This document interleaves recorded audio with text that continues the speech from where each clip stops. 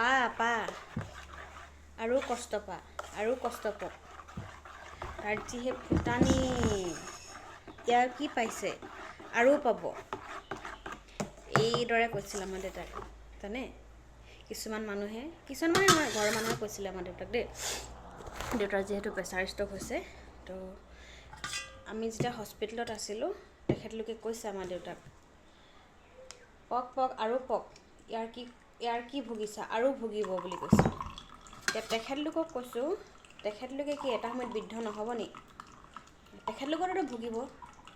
তেখেতলোকৰ নিজৰ দুখবোৰ তেতিয়া ক'ত যাব তেতিয়া আমিও ক'ব পাৰিম ভোগ আৰু কষ্ট পা বুলি আমিও ক'ব পাৰিম নকওঁ কাৰণ আমি মানুহৰ দুখবোৰ বুজি পাওঁ দুখ কষ্ট বুজি পাওঁ কাৰণ আজি মই ভালে আছোঁ কাইলৈ কিজানি মই বেমাৰত পৰোঁ কোনে জানে কাৰ কি কথা সেইকাৰণে কৈছোঁ আপোনালোকে এটা সময়ত বৃদ্ধ হ'ব বয়স হোৱাৰ লগে লগে প্ৰত্যেক মানুহে বা প্ৰত্যেকৰে একোটা বেমাৰ হয় আৰু আমাৰ বডি পাৰ্টবোৰ ডেমেজ হৈ যায় সেইকাৰণে কৈছোঁ কেতিয়া মানুহক হাঁহিব নালাগে বা ক'ব নালাগে কাৰোবাৰ আগত ইয়াৰ কি ভুগিছে আৰু ভুগিব বাহ এইটো কি কথা হ'লনে বা তইতো ভুগিবি তেতিয়া কি হবি তই এনেকৈ ক'বলৈ আহিছে আৰু আমাৰ দেউতা বেমাৰ হৈছে আমি চাইছোঁ আমি কষ্ট কৰিছোঁ আমি টোপনি ক্ষতি কৰিছোঁ আমাৰ দেহা নষ্ট হৈছে আমাৰ পইচা গৈছে আমি দৌৰিছোঁ তো সিহঁতেতো দৌৰা নাই নহয় সিহঁতে তেনেকৈ ক'বলৈ কি দৰকাৰ তহঁতৰ ক'বলৈ তেনেকৈ আমিতো কোৱাগৈ নাই ন তহঁতৰ ঘৰত তহঁতৰ কি পৰিয়াল কি ফেমিলি আমি সেইবোৰ ক'বলৈ যোৱা নাই নহয় আৰু তহঁতৰ কথা ভালদৰে জানো তহঁতি মানুহবোৰ কেনেকুৱা কি ধৰণৰ তহঁতি হাফ হৈ খুত বেজ হৈ যাওঁ এনেকুৱা বিধৰ মানুহ তহঁতৰ স্বভাৱ চৰিত্ৰ নাজানা বুলি ভাবিছোঁ নেকি চবৰে জানো স্বভাৱ কিন্তু নকওঁ কাৰণ কৈ লাভ নাই নহয় আজি তোক ক'ম কাৰণ তই এটা মূৰ্খ বা তই এজনী মূৰ্খ তহঁতৰ লগত আমি মূৰ্খ হ'ব নাই নহয় কিয় হ'ম কাৰণ আমাৰ বিবেক বিবেচনা আছে চিন্তাধাৰাবোৰ আছে কাৰণ তহঁতৰ লিখিয়াটো চিন্তা কৰা হ'লে নহয় আমাৰ জীৱনটোৱে নচলিব সেইটো কাৰণে কৈছোঁ কাকো বেয়াকৈ এনেকৈ ক'ব নাপায় একো নাই তই কৈছ ক'ব পাৰিছ ক মই একো নকওঁ কিন্তু যেতিয়া তই বেমাৰত পৰিবি তেতিয়া তই গম পাবি জীৱনৰ আচল মূল জীয়াই থকা কাৰণ আৰু মানুহৰ বেমাৰ কাৰ নহ'ব কওকচোন যিহে ভেজাল বস্তু আজি আমি কিনো ভাল বস্তু খাইছোঁ আগৰ দিনৰ মানুহৰ কথা নকওঁ বাৰু সিহঁতৰ বহুত ভাল বস্তু খাইছোঁ আমি কি ভাল বস্তু খাব পাইছোঁ একোৱে ভাল বস্তু নাই চব পেকেটিং বস্তু চব মেডিচিন দিয়া বস্তু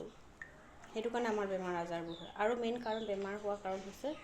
কৰোণা ভেকচিনৰ পৰা মানুহৰ পূৰা বেমাৰ হৈ গ'ল কি ক'ব আৰু এটা কথা বেমাৰ হ'লে মন কৰিবচোন আপোনাৰ ঘৰৰবোৰে বেছি আপোনাক বেয়া পায় কিন্তু পৰৰবোৰে আপোনাৰ ওচৰত দৌৰি আহিব লাগিলে বেলেগৰ ওচৰত যিয়ে নকওক লাগে কিন্তু আপোনাৰ ঘৰৰ মানুহে পূৰা আপোনাক লেই চেই পূৰা হিংসা কৰিব পৰক আৰু মৰক বুলি ক'ব কিন্তু দূৰৰ মানুহে সেইটো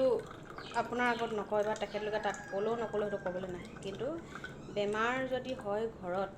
বা ঘৰৰ যদি কলংক হয় তেতিয়া সেই ঘৰৰ মানুহকেইজনে আপোনাক বেছি ভাল পায় বা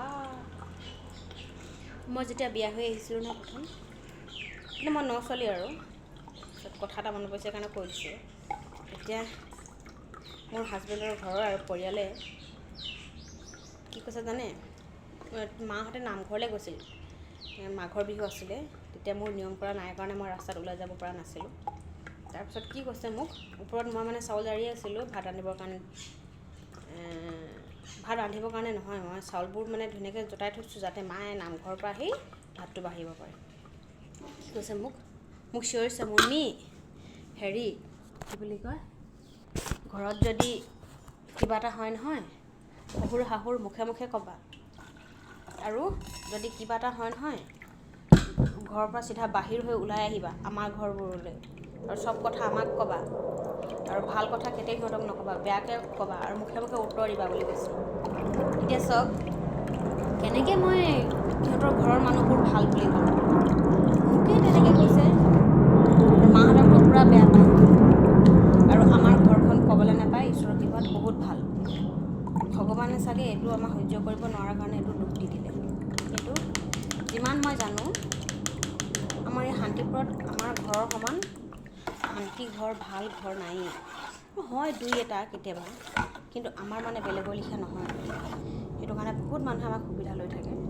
মাওঁতে কৈছে আৰু মোক তেনেকুৱা আৰু কি ক'ম এতিয়া। পৰিয়ালবৰ্গৰ চিন্তাধাৰা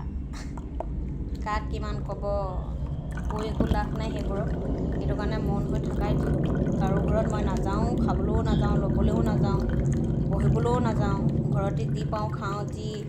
যি পাওঁ ইয়াতে লওঁ। যদি আজি এসাঁজ খাইছোঁ, দুসাঁজ নোখোৱাকৈ মই ঘৰতে আছোঁ, কাৰো ওচৰত হাত পতাকৈ নাই। লাগিলে দিন হাজিৰা কৰিম কাৰোবাৰ ওচৰত, কাৰোবাৰ ঘৰত, তথাপি আমি সিহঁতৰ ঘৰলৈ নাই যোৱা। তথাপি আমাক এনেকৈ কয়। আমিতো নকওঁ নহয় কাৰো কথা। মোৰ মানে দুখ লাগে, কাৰণ বেমাৰ কাৰ নহ'ব, চবৰে হ'ব বেমাৰ। সেইটো কাৰণে কাকো ক'ব নালাগে, মই ভাবোঁ মানে মোৰ মনৰ কথা। মোৰ সেইটো আৰু কি ক'ব, মানুহৰ চিন্তাধাৰা চবৰে বেলেগ বেলেগ। এতিয়া দেউতাৰ কাৰণে খানা ৰেডি কৰি আছোঁ। দেউতাক কি কৰোঁ, ৰাতিপুৱা হৰলিক্স খুৱাওঁ, তাৰপিছত এতিয়া 9টা চাৰে 9টামান বজাতে খুৱাওঁ। মানে দালি, চাউল কেইটামান, তাৰপিছত আৰু মায়ে কি কি দি দিয়ে জানো। আজি মই গা ধোৱা নাই ৰাতিপুৱা, সেইটো কাৰণে মায়ে কি কি দিলে জানো, গাজৰ, অমিতা দি মেলি এতিয়া দেউতাৰ কাৰণে খানা ৰেডি কৰি আছোঁ। দেউতা মানে ৰাইচটোক দি খুৱাওঁ। এতিয়া কেইমাহ বা কেইবছৰ খুৱাব লাগে সেইটো নাজানো আৰু, এতিয়া ভগৱানে জানে ওপৰলৈ, কৃষ্ণ প্ৰভু।